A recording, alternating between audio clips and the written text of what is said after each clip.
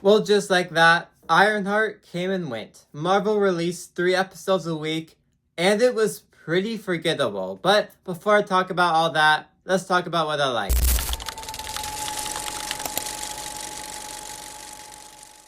And for starters, this show made me like the character of Ironheart even more. Now, Wakanda Forever, I enjoyed her character, but I didn't fully like her. While this show really fleshed out her character. I learned more about her character than I needed to and wanted to, and just made me fall in love with this character even more. And it was definitely one of the best parts of the show.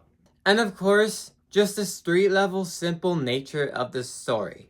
We're in the multiverse saga, we get a lot of multiverse stories, but sometimes it's nice to have a simple street level grounded story that you can just enjoy, and that's exactly what Ironheart is, bringing back to that 2000s era of superhero media, giving us just these simple stories.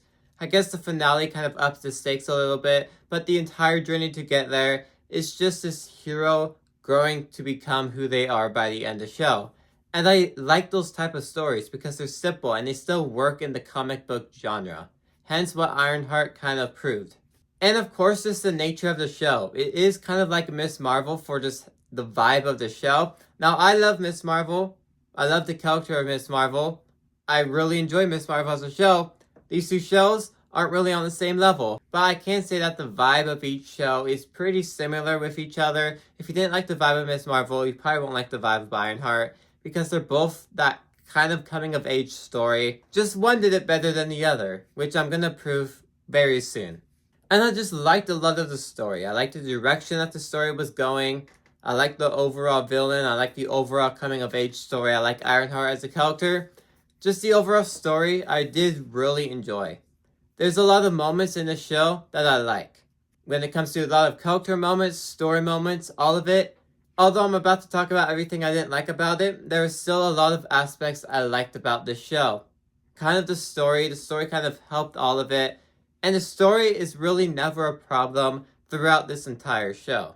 And I also like the Season 2 setup, although we're never getting a Season 2, which I have no idea where the setup is going because it has me completely hooked with the setup for Season 2. So I'm guessing, because we're getting Avengers soon. Next year, actually, so I have no idea when they're paying this off. Has to be Champions or Young Avengers or something like that. But I liked all that setup, and it got me hooked into a Season 2. Although we're never getting a Season 2, I'm still hooked into what they can do next. But real quick, if you want to help me reach my goal of 1K by the end of the year, consider subscribing. Let's continue.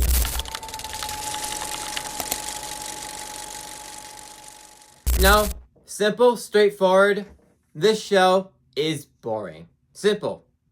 It is boring. Now, I can't say the first 3 episodes of the show were as boring as the last 3 episodes.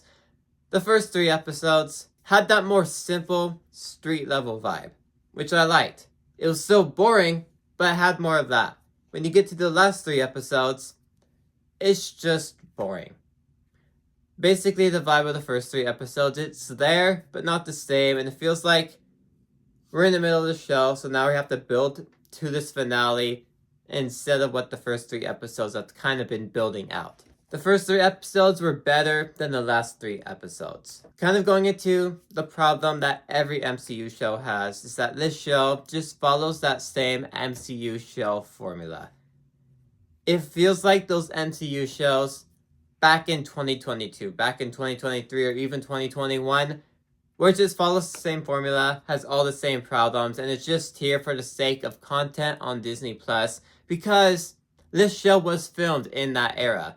Marvel very much wanted you to forget about this show, hence the weird release schedule it had. They wanted to get it out there, but they wanted you to forget about it. Hence why 3 episodes came out, and then 3 episodes came out, and then the show's over, because Marvel just wants you to forget about this show. Because it just follows the same problems that all these other MCU shows have. Echo, Secret Invasion, where the first 3 episodes are solid, you're interested to see where it goes, but then it just all completely falls apart in the last 3 episodes. And Ironheart just continued that in here. it is just way too late to be releasing this show. If you released it back when Wakanda Forever came out, right when the character is fresh on our minds, a lot of it maybe would have been a bit better. But now that we're near Avengers Doomsday, it feels way too late to be releasing this show. I'm confused if this is the end of Phase 5 or the start of Phase 6, but nonetheless, you're essentially in Phase 6 right now. Ironheart was introduced in Phase 4. It is way too late to be making this show, or even to be releasing this show. And it just feels like that. Having the same problems that every MCU show before normally had. Just a weird release schedule. It's just way too late for it. The show is just extremely forgettable. Even last week, after I watched the first 3 episodes, I completely forgot about it. Till I remembered this Tuesday, the show finished, which I was completely forgot about it and had to rearrange my schedule around just so I can fit watching it in here. I just completely forgot about it, and that normally never happens to me for a Marvel project because I absolutely love Marvel. A lot of hot takes there. You can check out my ranking. There's a lot of hot takes in there, but this is definitely one of those weaker Marvel projects, which I don't have a lot of those. So whenever there is one, it's disappointing. This is one that's just very forgettable. Even if they didn't release it in the weird release schedule that they did, it still comes off as forgettable. There's nothing in here that stands out, and it just by the end, it fell into the same problem that every MCU show had. I'm not one to say that these MCU shows normally feel like homework, but this is one of those shows. There was another one before that actually felt like homework. Just because I forgot about it, like I said, I had to move my schedule around, and even when watching it, it's boring. It's just simply boring. It's just by the end, it feels like I'm just doing homework.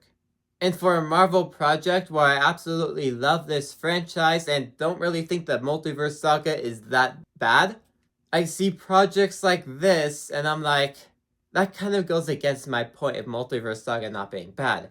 There's still a lot of projects I like from the Multiverse Saga, but when the worst MCU projects are part of the Multiverse Saga, I can't really defend them anymore.